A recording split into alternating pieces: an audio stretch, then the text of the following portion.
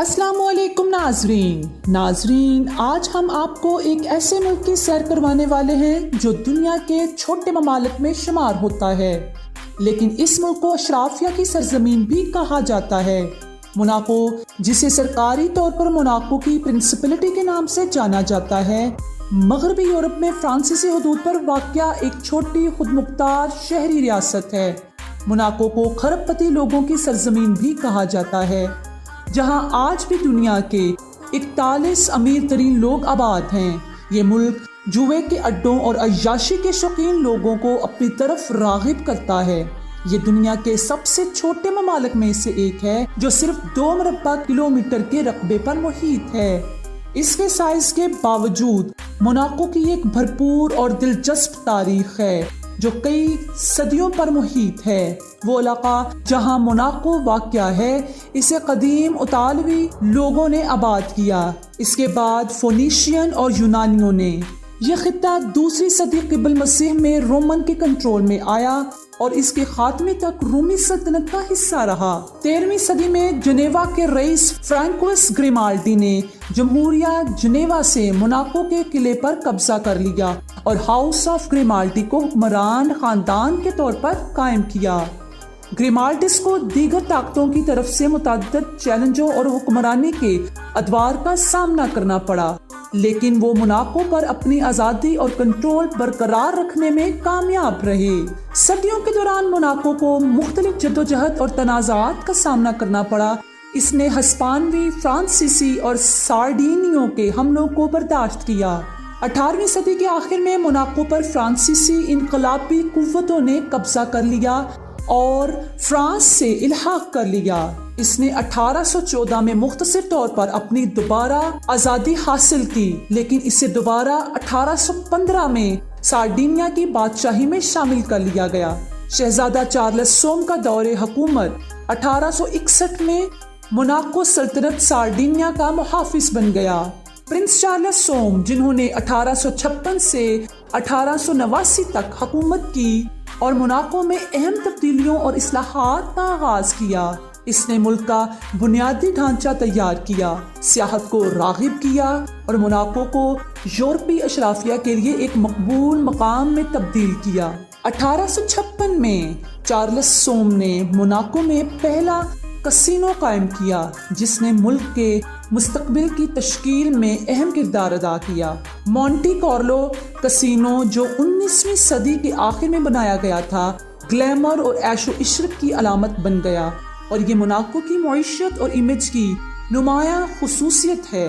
Monaco 1911 में आईनी बादशाहत में तब्दील हुआ जब शहजादा अल्बर्ट अव्वल तख्त पर बैठा।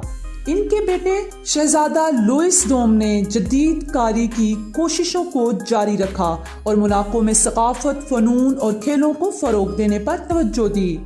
इनके दौरे हुकूमत में मोनाको को मुआशी चैलेंजेस का सामना करना पड़ा, जो अजीम कसाद बाजारी और दूसरी जंग अजीम की वजह से मोनाको की तारीख का एक अहम तरीन वाक़या 1956 में पेश आया, जब प्रिंस रेनियर सोम ने अमरीकी अदाकारा ग्रेस कैली से शादी की, जो मोनाको की शहजादी ग्रेस बनी। इनकी शादी ने मोनाको को बैनुल-अक़वामी तवज्जो दिलाई और इसकी हैसियत को एक ग्लैमरस मंजिल के तौर पर बुलंद करने में मदद की। मोनाको अपनी खुशहाली, ऐशो इशरत और टैक्स की पनाहगाह के तौर पर मशहूर है।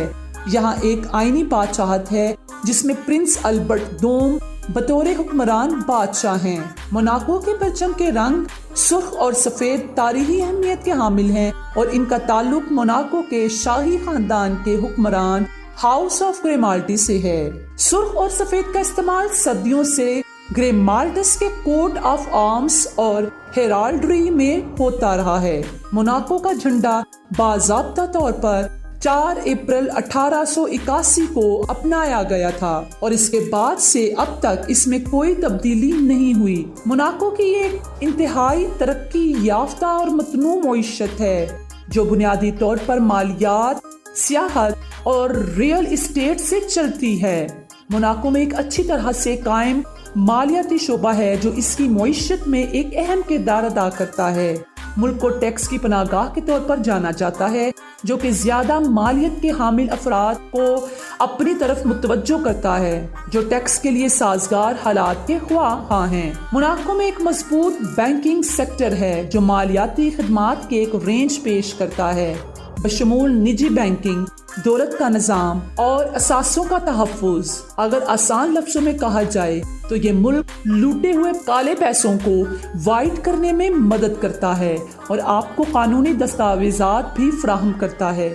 یہی وجہ ہے کہ یہاں پوری دنیا کے امیر لوگ کاروبار کرنے کی غرض سے آتے ہیں۔ موناکو کی معیشت میں سیاحت کا بڑا حصہ ہے۔ یہ ملک ہر سال لاکھوں سیاحوں کو اپنی طرف متوجہ کرتا ہے جو اس کے پرتعیش طرز زندگی، عالمی معیار کے ریزورٹس اور کسینو کا تجربہ کرنے آتے ہیں۔ سیاحت کا شعبہ روزگار کے مواقع فراہم کرتا ہے اور ہوٹلوں، ریسٹورانٹس، تفریح اور خوردہ فروشی کے ذریعے آمدنی پیدا کرتا ہے۔ موناکو ایک خوشحال اور بین الاقوامی سطح پر تسلیم شدہ معیشت بنانے میں کامیاب رہا ہے۔ مالیات، سیاحت اور ریئل اسٹیٹ پر ملک کی توجہ اس کے سازگار ٹیکس ماحول اور عیش و عشرت کے لیے شہرت کے ساتھ ایک عالمی کاروبار اور تفریحی مقام کے طور پر اس کی حیثیت میں اہم کردار ادا کیا ہے۔ موناکو کی مجموعی گھریلو پیداوار GDP کا تخمینہ تقریباً $7.76 بلین ہے۔ موناکو فارمولا 1 گرینڈ پرکس کی میزبانی کے لیے مشہور ہے، جو دنیا کی سب سے باوقار اور مشہور ریسوں میں سے ایک ہے۔ موناکو کا سرکاری مذہب نہیں ہے اور ریاست مذہبی آزادی اور رواداری کو برقرار رکھتی ہے۔ موناکو کی آبادی بنیادی طور پر رومن کیتھولک ہے۔ کیتھولک چرچ ملک کی مذہبی اور ثقافتی زندگی میں اہم کردار ادا کرتا ہے۔ موناکو میں مذہبی اداروں کی اکثریت رومن کیتھولک چرچ سے وابستہ ہے۔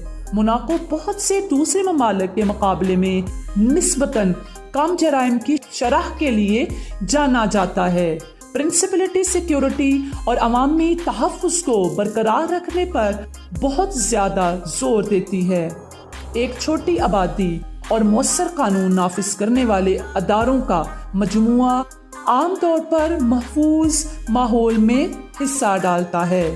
تاہم یہ نوٹ کرنا ضروری ہے کہ جرم کبھی بھی اور کہیں بھی ہو سکتا ہے، لہٰذا رہائشوں کو ہمیشہ عام فہم احتیاطی تدابیر اختیار کرنی چاہیے، خاص طور پر ہجوم والے علاقوں میں، اور بڑے واقعات کے دوران چوکس رہنا بھی بہتر ہے۔